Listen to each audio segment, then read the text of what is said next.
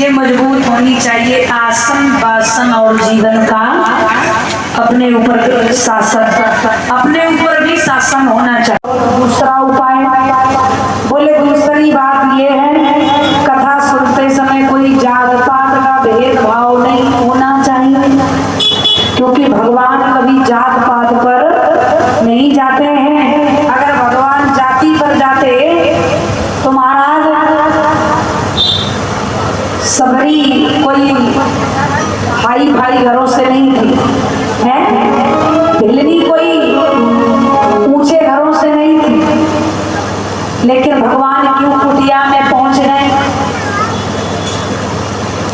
सबरी रोज भगवान के लिए रास्ता बुहारा करती थी, साफ किया करती थी, रोज कहा करती थी आज राम जी आएंगे, यहाँ से राम जी पूछते सबरी के घर पहुंच गए, कुटिया में पहुंच गए। तो कहा दूसरा कारण यह है कि जात पात का भेदभाव मत करना, जाति पाति पर ध्यान नहीं देना, भगवान में मन लगाना। बोले अच्छा, बोले हाँ। अब महाराज सुखदेव जी स्वयं राजा परीक्षित को कथा श्रवण कराने लगे हैं। तो राजा परीक्षित ने कहा कि हे प्रभु, आपकी बाड़ी में न जाने क्या रस घुला, जब आपकी बाड़ी के द्वारा मैं जो शब्दों को सुनता हूँ, पान करता हूँ, तो बड़ा रस आता है, बड़ा मिठास आती है, बड़ा आनंद आता है। ऐसा लगता है कि समय कम है, शब्द बड़े अनमोल है। इधर महाराज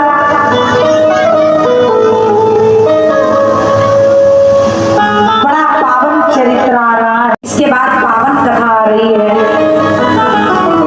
कथा में मन को जोड़ते हैं, आइए। रच डाला संसार, करना चाहा जगत का और अधिक विस्तार। अच्छे तरीके से जब संसार का विस्तार करना चाहा तो ब्रह्मा जी ने सर्वप्रथम और श्री सनंत कुमार चार पुत्रों को प्रकट किया। चारों महात्मा खड़े हो गए। ब्रह्मा जी ने कहा क्या मांगना चाहते हो, मुंह को खोलो, दिल से बोलो, क्या चाहिए। चारों महात्मा कहने लगे हमें धन नहीं चाहिए, हमें दौलत नहीं चाहिए, माया नहीं चाहिए, बोले घर द्वार नहीं चाहिए। बोले फिर क्या चाहिए, संकोच मत करो, निडर होकर के बोलो। तो चारों महात्मा हाथ जोड़कर खड़े हो गए और प्रार्थना करने लगे ब्रह्मा से। बे बोले प्रभु इतना पर तो प्रभु ही के यश में बने रहे, माया ममता से बचे रहे, बस 5 बरस के बने रहे। बोले हमें देना चाहते हो यही दे दो कि ये मोह माया से, धन दौलत से हम माया से बचे रहे और केवल केवल हम 5 बरस के बने रहे, क्योंकि जो 5 बरस की उम्र में सुख है वो जीवन में कभी सुख मिलता ही नहीं किसी को। जो बालापन की आयु में हमें जो सुख मिलता है वो जीवन में कभी सुख लौट के आता है, फिर तो सारी जिंदगी चिंता ही चिंता में गुजर जाती है, जिम्मेदारी में निकल जाती है। तो बोले भगवान हम इस जिम्मेदारी में नहीं पड़ पाएंगे और हम ये दुनिया से बिल्कुल अलग सुखी रहना चाहते हैं।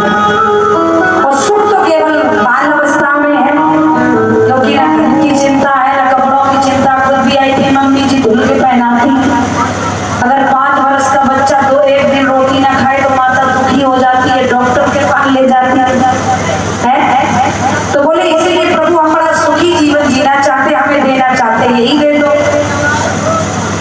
और कहते भी हैं कि 5 वर्ष का जो बच्चा होता है वो साक्षात भगवान का रूप होता है। 5 वर्ष के बच्चे से कभी किसी माता पिता को पैर नहीं छुपाना चाहिए, पैर नहीं पड़वाना चाहिए। आज तो हमारे हिंदू धर्म में बच्चे का जन्म लाला का हो जाए तो तुरंत पैर छूना सिखा देते हैं, बोले ये दादा है, ये दादी है। लेकिन 5 वर्ष तक जो बच्चे से हम पैर छुआते हैं तो वो बच्चा दोषी नहीं होता, हम लोग पाप में जाते हैं। बोलिए गोविंद भगवान की। 5 वर्ष तक पैर नहीं छुआना चाहिए।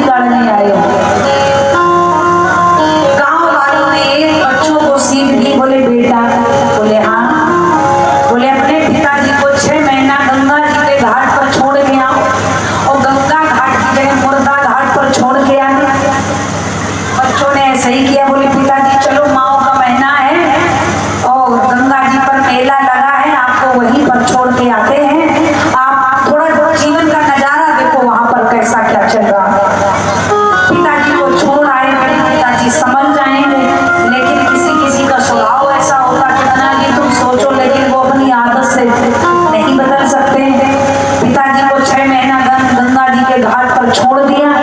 और जब 6 महीना पूर्ण हो गए तो पिताजी को वापस ले आए चारों बेटा। और जब वापस ले आए, गांव के लोग बैठे मीटिंग हुई।